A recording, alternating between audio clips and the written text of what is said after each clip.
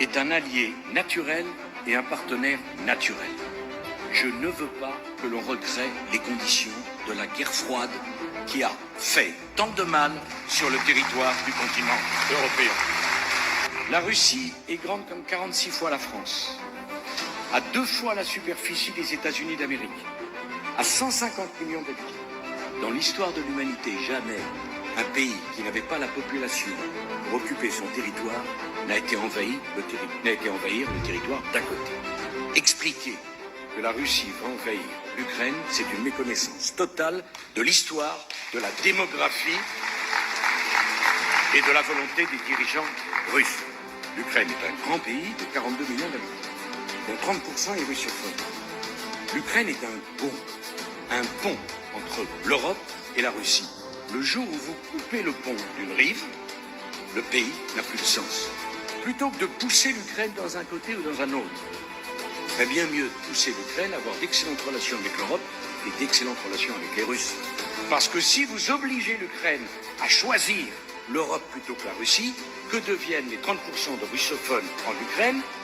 La première décision du nouveau gouvernement ukrainien ayant été d'interdire l'usage du russe sur le territoire de l'Ukraine. C'est une erreur majeure. On va pas se le cacher. Avec l'info. Bonjour les amis, j'espère que vous allez bien. Bienvenue dans cette nouvelle vidéo où nous allons plonger au cœur de la crise ukrainienne et les tensions géopolitiques qui continuent de secouer l'Europe et le monde entier. Alors que les discussions diplomatiques se multiplient pour tenter de trouver une issue à ce conflit, la Russie vient de lancer un avertissement clair et sans équivoque.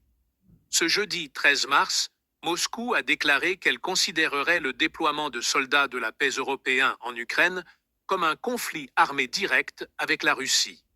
Maria Zakharova, porte-parole de la diplomatie russe, a affirmé qu'il était absolument inacceptable pour Moscou de voir des forces armées étrangères déployées en Ukraine. Elle a également appelé les États-Unis à prendre leur distance avec ce projet, porté notamment par la France et le Royaume-Uni. Cette annonce intervient alors qu'une délégation américaine est arrivée en Russie pour discuter d'un éventuel cessez-le-feu de 30 jours. Mais dans ce contexte tendu, où chaque mouvement est scruté à la loupe, la question se pose: comment sortir de cette impasse sans risquer une escalade militaire? Dans cette vidéo, nous allons revenir sur les positions clés de l'ancien président français, Nicolas Sarkozy, qui avait clairement exprimé des opinions divergentes de la position officielle de Macron sur la manière de gérer cette crise. Quelles que soient les critiques que l'on puisse adresser à Sarkozy, force est de constater que ses propos sur l'Ukraine méritent d'être félicités.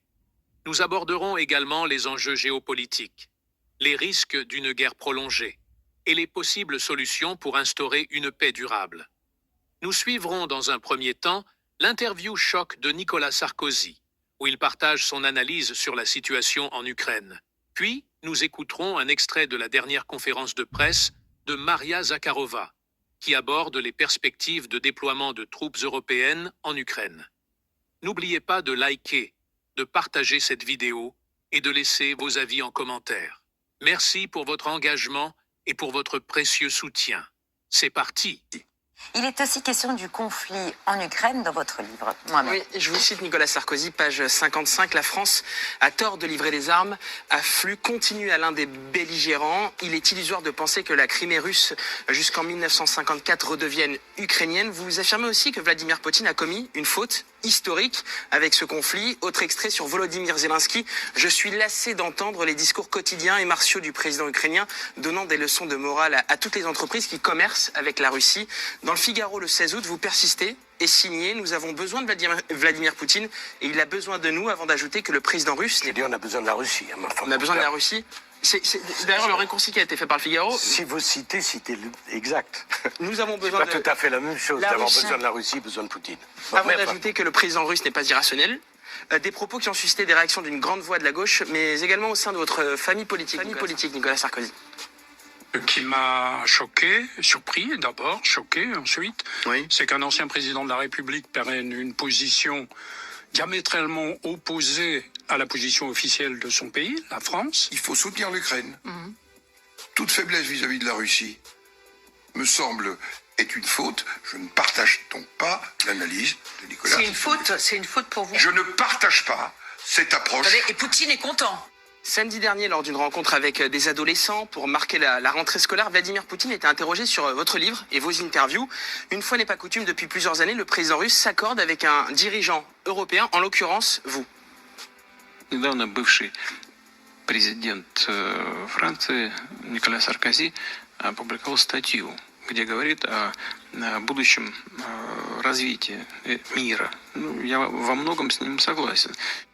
Une déclaration qui a à nouveau alimenté la colère de certains collectifs qui ont par la même occasion perturbé vos séances de dédicace, c'était lundi.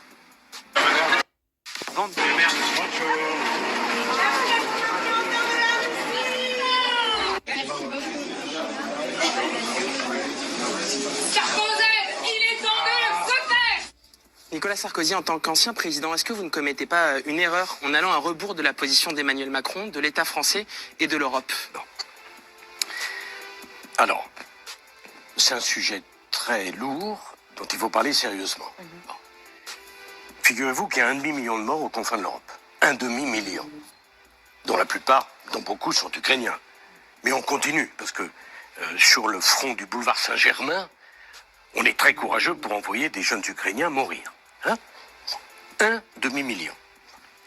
Deuxièmement, sur Poutine, il y a beaucoup de gens qui parlent de lui, qui ne l'ont jamais rencontré. J'ai eu, je crois, peut-être 80 conversations avec lui, dont certaines extrêmement dures, puisque c'est moi et personne d'autre qui a été à Moscou pour le faire sortir de Géorgie alors qu'il avait envahi la Géorgie. Dont il n'est pas sorti. Excusez-moi. Encore aujourd'hui, non, l'Abkhazie et l'Ossétie sont toujours... Non, excusez-moi, la Géorgie est un pays libre. Si vous voulez rentrer dans le détail, je vous rappelle que l'Abkhazie, c'est la patrie de naissance de Staline, et c'est l'endroit où tous les hiérarques du Parti communiste allaient passer ses vacances. C'est une région complexe. La Géorgie, non, la Géorgie est libre. Alors, il y a le problème de l'Ossétie et de l'Abkhazie, l'Ossétie du Nord et l'Ossétie du Sud, mais c'est un autre sujet. Si vous voulez un jour, vous m'invitez, on en parlera. Mais c'est moi qui m'y suis opposé. Et en 8 jours, les chars russes, qui étaient à 25 km de Tbilissi, sont sortis. Sont sortis à 95% du territoire, pas à 100%, je vous en donne acte, mais sont sortis. Bon. Et à l'époque, tout le monde était bien content que j'ai pris le risque d'aller à Moscou, et les 8 heures de discussion avec Poutine ont été extrêmement dures. Troisième remarque. Dans cette affaire, il y a un agresseur et un agressé. L'agressé, c'est l'Ukraine. L'agresseur, c'est Poutine. C'est vrai. Mais comment on peut faire l'agresseur pour continuer de se battre? Attendez, si on proposait de mettre la livraison d'armes. Mais non, si on y va par slogan, vous continuez alors le débat, on fait la guerre sans la faire, des bêtises comme ça, qu'est-ce que ça veut dire? On ne sait même pas quel est le but de guerre. Donc, il y a un agresseur, un agressé, Poutine est l'agresseur, l'Ukraine est l'agressé, et il faut aider l'Ukraine. Là, je pose des questions. Pas besoin de me faire insulter pour poser des questions. Bon, il est gentil, monsieur Jospin, de sortir de sa retraite, donner des leçons. S'il y connaissait quelque chose, ça se saurait. En l'occurrence, je pose la question, est-ce que l'entrée de l'Ukraine dans l'OTAN favorise la paix ou pas? C'est une question noble. C'est pas une question stupide. Ma réponse, c'est non. Mais c'est pas une surprise, puisqu'en 2008, avec Angela Merkel, on s'y est opposé. Pourquoi on s'y est opposé? Parce que quand vous agitez la muleta sous le museau du taureau, faut pas s'étonner qu'il fonce. Donc je suis pour qu'on donne des garanties de sécurité à l'Ukraine, pays qui doit rester neutre, parce que l'Ukraine est un pont entre le monde slave, la Russie, et nous. Mais quelle Ukraine? Quel territoire ukrainien? Attendez, je vais y venir. Ouais. Ça me fait... Deuxièmement, est-ce qu'il faut faire rentrer l'Ukraine dans l'Europe? Ça me rappelle l'affaire de la Turquie. C'était magnifique, de Hollande à Chirac, ils étaient tous d'accord pour faire rentrer la Turquie dans l'Europe. Est-ce que ça fait progresser la paix? Non. Parce que si vous faites rentrer l'Ukraine dans l'Europe, vous renforcez l'Europe américaine, puisque les pays de l'Europe de l'Est sont sous domination américaine. Je suis pour une Europe indépendante. Et nous n'avons pas les mêmes intérêts en la matière que les Américains. Poser ces questions-là, c'est quand même pas un scandale. Est-ce qu'on pourrait les poser au peuple ukrainien? Mais qu'est-ce que vous faites de la volonté des peuples dans cette histoire-là, Monsieur Sarkozy, et volonté qui a sans doute évolué avec l'agression du voisin russe? Il n'est pas question de trouver un accord sans que les Ukrainiens disent ce qu'ils veulent. En l'occurrence, d'ailleurs, les Ukrainiens, c'est les Américains. Parce que vous retirez le soutien américain et vous n'avez malheureusement plus la force nécessaire pour défendre l'Ukraine. Les Ukrainiens, Donc, oui. mais pour gagner une guerre, l'issue d'une guerre, c'est simple. Soit vous exterminez l'adversaire, soit vous faites un compromis. Hein, il n'y a pas de troisième solution. C'est assez simple. Un compromis territorial, donc. Attendez, un compromis. Exterminer la Russie. Deuxième puissance. Pas l'exterminer, la repousser hors des frontières ukrainiennes. Non, c'est pas comme ça que ça se passera. Parce que pour eux, la Crimée, c'est russe, on peut en discuter jusqu'à plus soif. C'est pas comme ça que ça se passe, c'est la deuxième puissance nucléaire du monde. Si vous voulez qu'on danse au bout d'un volcan et qu'on déclenche une guerre nucléaire, tout simplement pour avoir une bonne image et dire on est généreux, on est courageux, sans naturellement courageux au café du Flore, pas courageux d'aller au combat. Donc, soit il y a un nantissement, soit il y a un compromis. Le compromis, quel peut-il être? Excusez-moi, le premier à avoir parlé du compromis, c'est le président ukrainien, au début du conflit, qui lui-même a dit, ben non, faisons un référendum. Bon, l'affaire de l'OTAN, qui s'est opposé à l'entrée de l'Ukraine dans l'OTAN à la dernière réunion? C'est qui? C'est M. Biden. Je suis quand même pas le seul à penser ça. Pour que les choses soient claires, Nicolas Sarkozy, c'est des questions essentielles. Est-ce qu'il faut que la France cesse de livrer des armes à l'Ukraine? Non. Je pense que la France doit être aux côtés de l'Ukraine, mais que la France a une voix singulière. La France n'a pas à s'aligner sur les intérêts américains.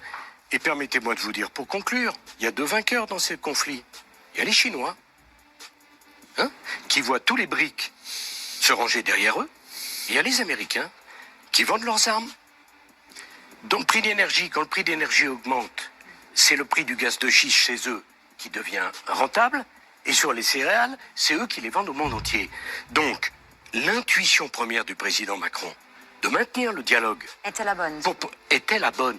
Mais après, juste un mot. On peut ne pas être d'accord avec moi. D'autres sujets à vous soumettre. Mais je sais bien, c'est gentil, mais je peux revenir demain si vous voulez m'inviter. Mais c'est des sujets sérieux.